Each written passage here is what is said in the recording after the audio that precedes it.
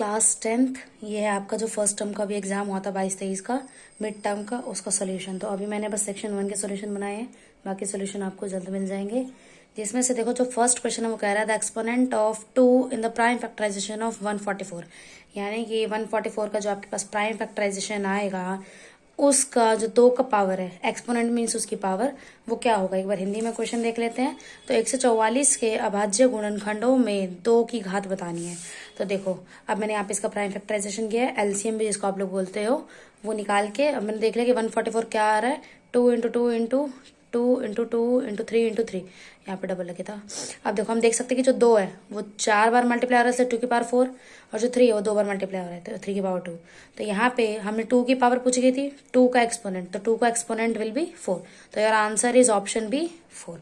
इसका जो और में क्वेश्चन था उसमें बोला गया था कि HCF ऑफ 13 एंड 17। तो हम देख सकते हैं अब HCF निकालने के लिए पहले आपको इनका प्राइम फैक्टराइजेशन करना पड़ेगा, फिर हम देखेंगे कि कौन सा कॉमन फैक्टर है इनमें। अब देखते हैं 13 का। 13 का तो 13 इंटू 1 13 अपने टेबल में आता है, 17 भी सेम अपने टेबल में आता है। 13 का फैक्टर हो जाएगा 1 इंटू 13, 17 का 1 इंटू 17, दोनों में कॉमन क्या आ रहा है 1, इसीलिए इनका जो HCF हो जाएगा 1, ऑप्शन नंबर सी। अब आपका जो सेकंड क्वेश्चन है सबसे इजी क्वेश्चन है। अब इसमें क्या है, इन द गिवन ग्राफ, जो आपको ग्राफ गिवन है उसमें इस इक्वेशन के कितने जीरोज होंगे। तो इसका बेसिक सा मेथड होता है कि जो भी आपको ग्राफ गिवन है, जो भी कर्व है, वो एक्स एक्सिस को कितने पॉइंट्स में कट करते हैं वही आपके जीरोज हो जाते हैं। तो हम देख सकते हैं कि जो ये कर्व है एक्स एक्सिस को, चाहे वो माइनस हो या पॉजिटिव हो, तो पॉइंट पे कट कर रहा है, इसीलिए आपका जो ऑप्शन नंबर ए 2.2 जीरोज ठीक है। अब question number third, a quadratic polynomial whose zeros are -3 and 4। इसमें बोला गया है कि दिए हुए एक द्विघाती बहुपद जिसके शून्यक -3 और 4 हैं। तो हमें 4 ऑप्शंस दिए गए थे, ये रहे आपके options, x² minus x plus 12, x² plus x 12, x² minus x by 2 minus 6, 2x² plus 2x minus 24। तो ऐसे हम इसमें पता नहीं लगा सकते, हम हर एक में -3 और 4 रख के हम चेक नहीं कर सकते, बहुत टाइम लग जाएगा। तो हम क्या करेंगे, हमारे पास एक सिंपल सा मेथड होता है कि अगर हमें 2 जीरोस पता है, 2 जीरोस को हम क्या बोलते हैं, अल्फा और बीटा। तो अगर हमें दोनों शून्य पता है -3 और 4, तो हम क्या करेंगे, एक इक्वेशन होती है फॉर्म करने के लिए, x² प्लस एक्स ब्रैकेट में सम ऑफ द जीरोस यानी कि शून्यकों का योग, प्लस प्रोडक्ट ऑफ जीरोज यानी कि शून्यकों का गुणनफल। अब देखो इसमें हम डायरेक्टली लगा देंगे, तो x² प्लस एक्स ब्रैकेट में -3 प्लस 4, शून्यकों का योग इसलिए भी इसमें प्लस है, प्लस शून्यकों का गुणनफल यानी कि प्रोडक्ट ऑफ जीरोस, तो -3 इंटू 4। अब यहाँ से हमने देखा कि x² यह आ जाएगा -3 प्लस 4, ये आपका आ जाएगा 1। अब 1 को इतना लिखना जरूरी नहीं होता, इसलिए x -12। अब हम देख सकते हैं कि सेम ऑप्शन नंबर बी में जो आपका ये है, देखो x² प्लस एक्स -12, तो सेम ऑप्शन नंबर बी आपका इक्वेशन बन रहा है, यानी कि जो ऑप्शन बी है वो ठीक है। इसका जो और था, इसमें बोला गया द जीरोस ऑफ पॉलिनोमियल, आपको एक पॉलिनोमियल गिवन है px प्लस क्यू, इसका जीरो निकालना है, जीरोस मीन्स शून्य निकालना है। तो हम क्या करते हैं, पहले इस इक्वेशन को जो भी हमें गिवन है, इस पॉलिनोमियल को हम जीरो के इक्वल कंसीडर करते हैं, यहाँ से x की वैल्यू निकालेंगे, तो प्लस क्यू उधर जाके माइनस क्यू में शिफ्ट होगा, और जो p जो इसके साथ मल्टीप्लाई है वो डिवाइड हो जाएगा। तो यहाँ से जो आपका ऑप्शन नंबर बी है -q/p, ये करेक्ट है। अब हम आते हैं जो इसका फोर्थ क्वेश्चन है, the point a always lies on the line. तो ए है जो कौन सी लाइन पे आएगा, तो देखो आप देख सकते हैं कि एक्स एक्सिस और वाई एक्सिस दोनों ही जो पॉइंट्स आ रहे हैं वो इक्वल है, तो इसीलिए आपका y is equals to x आ जाएगा, ऑप्शन नंबर ए। जो क्वेश्चन नंबर 5 है, the pair of equation y is equals to 3 and y is equals to 8 has. अब इसके कितने सॉल्यूशंस होंगे ये हमें बताना बेसिकली। तो 2 इक्वेशन देती है जिसमें y इज इक्वल्स टू 3 है और y इज इक्वल्स टू 8 है। तो हम यहाँ पे देख सकते हैं y की वैल्यू दोनों में क्या अलग अलग है, इट मीन्स इनके 2 सोल्यूशन होंगे। तो बस सीधा सीधा से इसका आंसर ऑप्शन बी 2 सोल्यूशन। अब इसी का जो और वाला क्वेश्चन है उसमें बोला गया है the value of x and y satisfies the equation, यानी कि x और y की ऐसी कौन सी वैल्यू होगी जो आपका इस वाले इक्वेशन को और इस वाले इक्वेशन को सेटिस्फाई करेगा। Satisfy means LHS equals to RHS। तो हम थोड़ा सा अंदाजा लगाएंगे, तो देख सकते हैं यहाँ पे 34 आ रहा है, यहाँ पे 31, इट मीन्स 34 आ रहा है और ये बड़ी वाली वैल्यू, तो यहाँ पे कुछ पॉजिटिव लेना पड़ेगा और यहाँ पे नेगेटिव, तभी तो बड़े में से छोटा माइनस करेंगे तो यहाँ पे आ पाएगा। अब नीचे वाले में क्या करेंगे, तो इसमें भी सेम यही होगा आपका, यहाँ पे कुछ पॉजिटिव बड़ा देना पड़ेगा और सेम नेगेटिव। तो यहाँ पे मैंने क्या लिया है, जो फर्स्ट पॉइंट ही आपका, इसमें मैंने लिया -1 और 2। अब मैं इसको चेक करती हूँ, तो पहले वाले इक्वेशन में x की जगह मैंने -1 रखा है और y की वैल्यू 2 रखी है। तो आप देख सकते हैं जब मैंने इसको सॉल्व किया तो आपका LHS RHS के इक्वल आ रहा है, इट मीन्स यहाँ पे तो आपका पॉइंट वेरीफाइड होता है। सेकेंड इक्वेशन जो ये वाली है इसमें चेक करते हैं, तो इसमें जो आपका x का वैल्यू मैंने -1 और y की वैल्यू 2 रखी, तब भी आपका LHS इक्वल्स टू RHS आ रहा है। तो यहाँ से हम कह सकते हैं कि जो -1 और 2 है ये दोनों ही इक्वेशन को सेटिस्फाई करते हैं, इसीलिए आपका आंसर है। तो option number A is correct. अब जो क्वेश्चन नंबर 6 है, इसमें बोला कि distance of the point 5 - 4 from the x axis. X axis से जो 5 - 4 पॉइंट होगा, इसका डिस्टेंस कितना है। तो यहाँ पे मैंने एक लाइन ड्रॉ कर दिया आपको बताने के लिए। मान लो ये एक्स एक्सिस है और यहाँ पे एक पॉइंट है 5 - 4, ठीक है। और यहाँ से हमसे पूछा गया है कि जो एक्स एक्सिस का, यानी कि अब एक्स एक्सिस बोला गया तो वाई हमारा 0 होगा, तो इसका जो डिस्टेंस होगा कितना होगा। तो मुझे एक बात बताओ, ये वाला पॉइंट अगर 5 - 4 है तो ये भी तो एक्स एक्सिस का सेम पॉइंट होगा। अगर मैं इसको पूरा कंप्लीट कर दूं ऐसे, देखो, तो ये आपका बन रहा है 5 - 4, तो यहाँ पे क्या आ जाएगा, ये भी तो 5 ही होगा, है ना। तो यहाँ पे इट मीन्स एक्स की वैल्यू 5 और वाई 0 है, तो ये एक्स दूसरा पॉइंट आ गया आपके पास 5, 0। अब यहाँ पे जो डिस्टेंस फॉर्मूला है हमारे पास वो क्या होता है, AB = √में x2 - x1 का whole square plus y2 - y1 का होल स्क्वायर। यहाँ पे मैंने वैल्यूज पुट करी, फिर मैंने जब सॉल्व किया तो यहाँ पे जो AB का वैल्यू वो आपका आ रहा है 4 यूनिट। इट मीन्स जो दोनों पॉइंट का जो डिस्टेंस आ रहा है वो क्या है, 4 यूनिट्स। तो आपका ऑप्शन नंबर बी ठीक है। जो आप क्वेश्चन नंबर 7 है, इसमें बोला गया the points which divides the line segment joining the points 7 - 6 and 3, 4 in the ratio 1:2 lies in the quadrant. हमसे ये पूछा गया है कि दो पॉइंट्स हैं जो जिनको एक पॉइंट 1:2 में डिवाइड करता है, तो वो जो पॉइंट होगा जो डिवाइड कर रहा है इनको, वो कौन से क्वाड्रेंट में होगा, कौन से चतुर्थांश में होगा। तो पहले हमें ये पॉइंट निकालने पड़ेंगे। तो ये पॉइंट हम निकाल सकते हैं, हमने पढ़ा था रेशियो फॉर्मूला, जिसमें क्या था कि अगर आपको ये एक्स एक्सिस निकालना है तो पहला वाला रेशियो दूसरे वाले एक्स के साथ मल्टीप्लाई होगा, दूसरा वाला रेशियो पहले वाले एक्स के साथ मल्टीप्लाई होगा, डिनोमिनेटर में दोनों प्लस होंगे। Means x = m1x2 + m2x1 upon में m1 + m2। यहाँ पे मैंने वैल्यूज रखी हैं। तो x की वैल्यू तो आपकी आ गई 17/3। सेम आपका y के केस में फॉर्मूला यही होता है, m1y2 + m2y1 अपॉन में m1 + m2। यहाँ पे जब मैंने वैल्यूज रखी तो मेरे पास y की वैल्यू आ रही है -8/3। मीन्स मेरे पास x की वैल्यू आ गई 17/3 और y की आ रही है -8/3।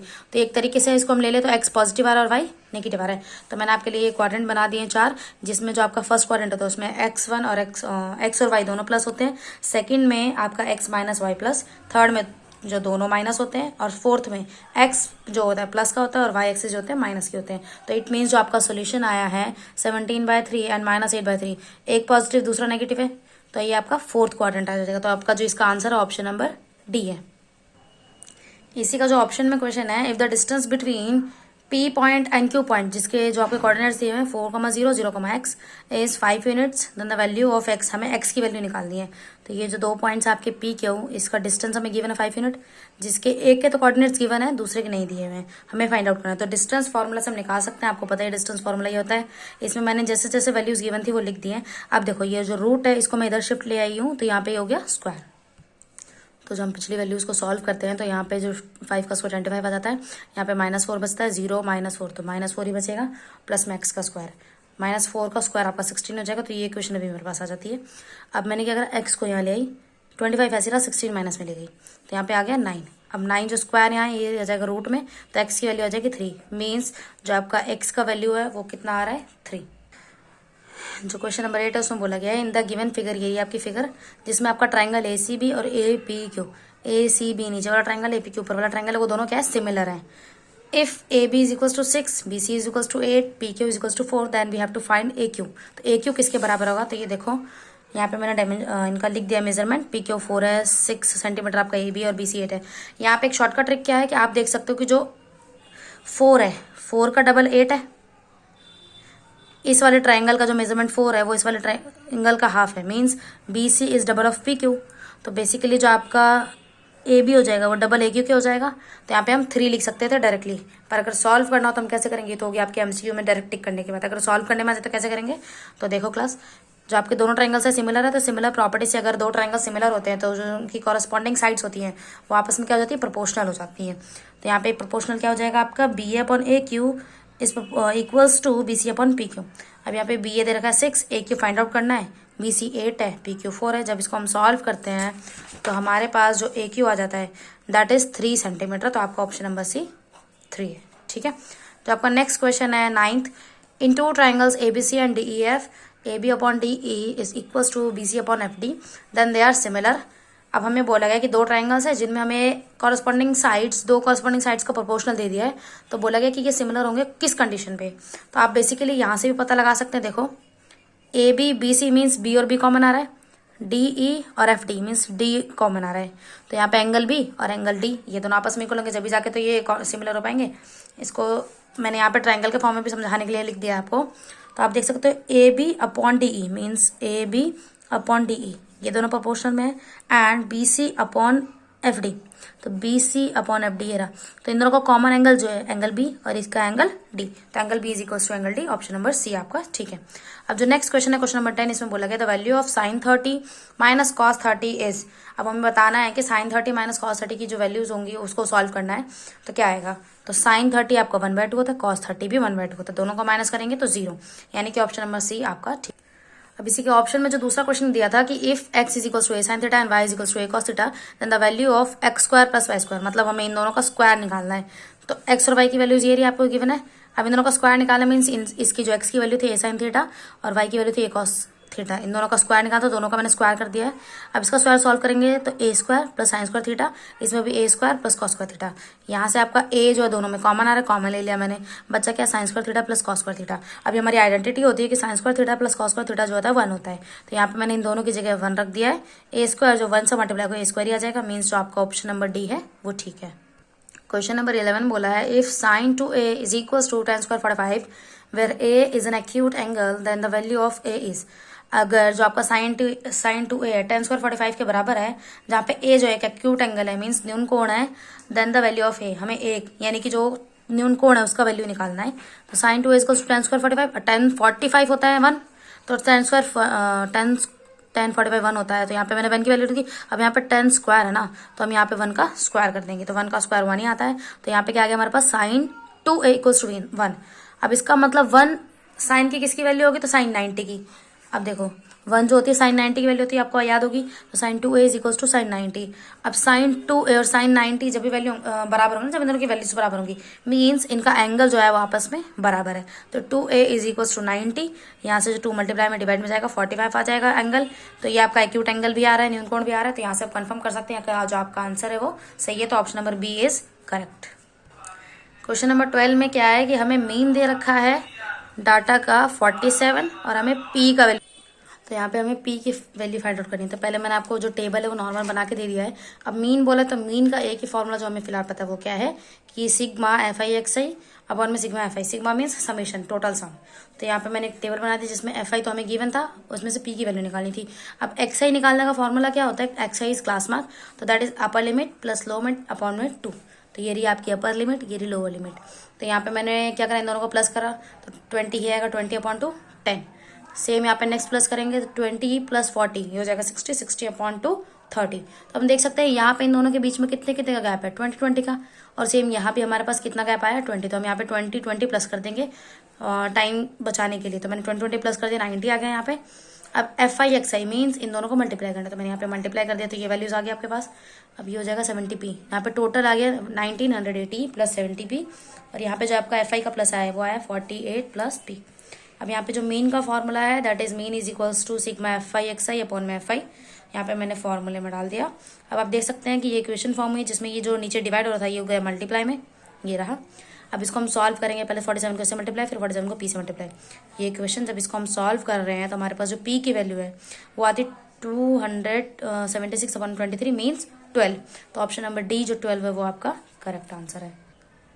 नेक्स्ट क्वेश्चन जो है the difference of the upper limit of the median class, यानी कि मीडियन क्लास का जो अपर लिमिट होगा वो और lower limit of model class का जो लोअर लिमिट होगा, उन दोनों का डिफरेंस फाइंड आउट करना है हमें बेसिकली। तो जो देखो मॉडल क्लास का तो हम पता लगा सकते हैं कि मॉडल क्लास कौन सा इसमें कौन सी इंटरवल आ रही होगी। तो मॉडल में जो मोस्ट फ्रीक्वेंट होता है, तो मोस्ट फ्रीक्वेंट यहाँ पे सबसे ज्यादा 20 आ रहा है, तो यानी कि यही हो जाएगा आपका क्या मॉडल क्लास। तो मॉडल क्लास के जो अपर और लोअर है वो गए 125 और 145। अब हमें क्या निकालना है मीडियन क्लास। तो मीडियन क्लास का एक नॉर्मल तरीका जो मैं मेरा जो शॉर्ट ट्रिक है तो वो क्या है, आपको पहले काउंट कर लेना है 1 2 3 4 5 6 7 7 है, 3 ऊपर डिवाइड कर दो, 3 नीचे डिवाइड कर दो, बीच का बचिए 20, ये हो गया मीडियन। बेसिकली मीडियन कैसे बोलते हैं हम, बीच की वैल्यू, तो बीच का हो गया 20, तो ये हो जाएगा आपका मीडियन क्लास। पर अगर थोड़ा ठीक तरीके से करना तो हम कैसे करेंगे, तो यहाँ पे सी एफ निकाल लेंगे।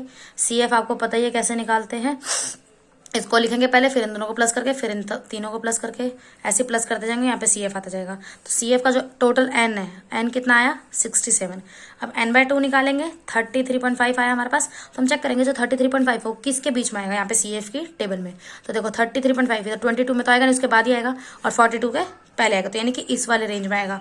अब ये जो है फ्रिक्वेंसी कौन सी है 20, और इसका क्लास कौन सा है, क्लास इंटरवल 125 और 125 टू 145।